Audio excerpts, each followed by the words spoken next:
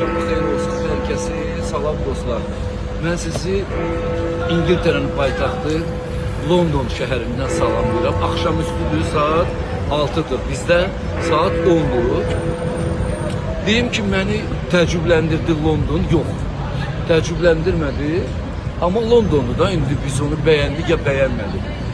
İngiliz burada az görərsən, amma ərəblər, hinduslar, afrikalılar çoxdur. Gəlmələr çoxdur. Yəni hər yerdə ərəb restoranları, hinduslar işləyir, otellərdə. Demək olar, İngiliz axtarmaq istəsən, İngiliz yalnız Zagreb, yəni belə deyək də, şəhərdən kənarda yaşayır.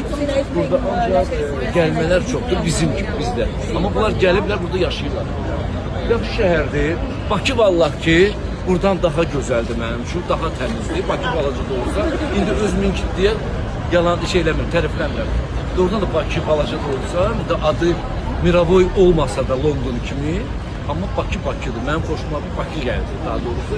Yəni London deyib də bura gəlmək istəsəz ki, nəyi görmək, yəni budur adı. London bir dənə, bax budur.